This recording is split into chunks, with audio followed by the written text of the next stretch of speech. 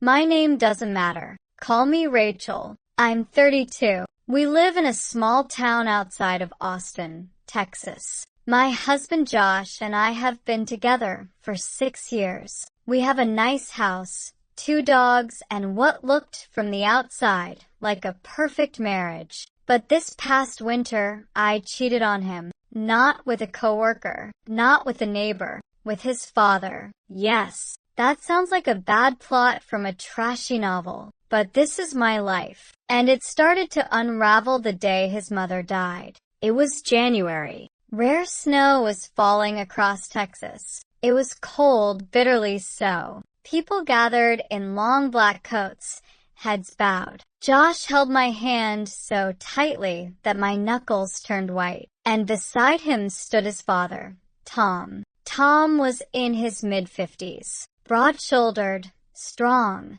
silver at the temples, his eyes intense. Until then, I hadn't paid much attention to him. He was distant, rough around the edges, quiet, a classic Southern man. Cigars, whiskey, hard looks, but that day he looked broken, shaken. His hands trembled when he held the urn, and when the service ended, he hugged me, not like a father-in-law, not like family, like a man needing warmth, and I let him. After the funeral, he started coming around more. He'd say he was there to help fix the sink, drop off groceries, talk to Josh about football, but then he'd linger in the kitchen. He'd say things like, "You look tired. Is Josh taking care of you?" And I'd smile, nod, but inside I felt something else, like someone watching me a little too closely. Then came the night Josh left for a work trip to Dallas. I was home alone. Tom called. "You okay being by yourself?" he asked. "Yeah," I said. "You want some homemade soup? I can drop some off." 30 minutes later, he was at my door. We ate in silence. He poured me wine, then himself, and then he said it. "You're a beautiful woman, Rachel. Josh is lucky." I blushed, laughed nervously. Then he reached over and tucked a strand of hair behind my ear, and I didn't pull away. That was the beginning. I told myself it was just grief, just loneliness, that I wouldn't let it happen again. But it did. In his truck, behind the grocery store, on the couch in his living room, he started texting me things like, "Did you miss me? Did you think about last night?" And I'd delete the messages. But yes, I thought about them. All the time. Josh had no idea. He was still the same. Sweet. Loving. He'd kiss me before bed. Whisper plans for a baby that summer. A baby. And I was sleeping with his father. The same man who whispered things in my ear that I never knew I needed. The same man who pulled my hair and said I tasted like sin. Guilt crept in at night, in the shower, when Josh was asleep next to me. When Tom sent me voice notes, I never dared play with the volume on. It wasn't love, but it was powerful. It was fire, and fire always burns. After that night, everything changed. We never talked about it. No, this was a mistake. No, this can't happen again. Just a look. A long, knowing look. He left my bed first. Didn't say a word. Got dressed slowly, as if it was nothing. I sat wrapped in the sheet, hands shaking. The next morning, Tom showed up like always. Chatted with Josh about fixing the carburetor.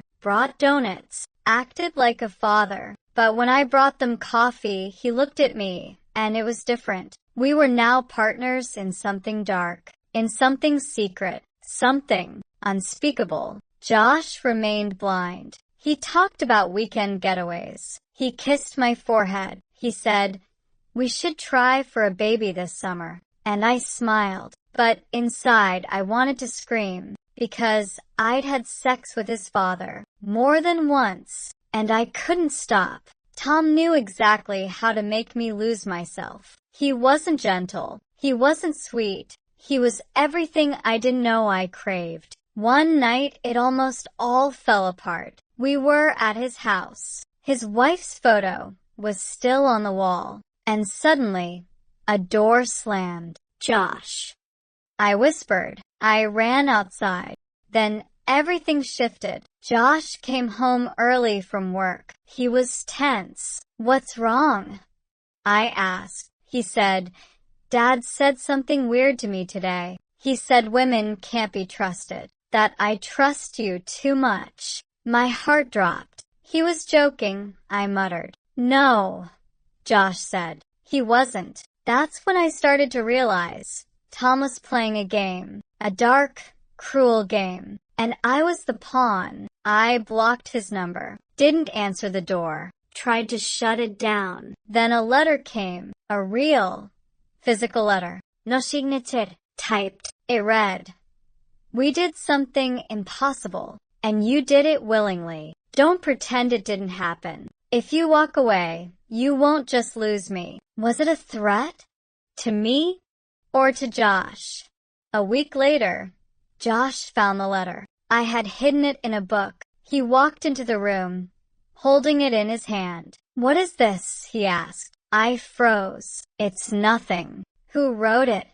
"Nobody." He stared at me. "Rachel, this is my dad's handwriting." I couldn't breathe. He knew. He didn't yell. He sat down, silent. Then he asked, "I don't want to know the details. I don't want to know when or where. Just one thing. Did you love him?" Love? That wasn't the word. This wasn't love. This was destruction, obsession, madness. "No," I said. He nodded. "Then leave. Now. Just go." That was 6 months ago. I moved to Houston, rented a tiny apartment, got a job at a coffee shop, started taking sleeping pills. I haven't spoken to Josh or to Tom, but some nights I dream of that first time, of his fingers on my jaw, of that long, silent kiss in the kitchen. I wake up cold, like someone's watching me from the dark. Maybe it's guilt, or maybe it's memory. I don't know who I was in that moment. A victim? A traitor? Or just a woman who wanted to feel alive?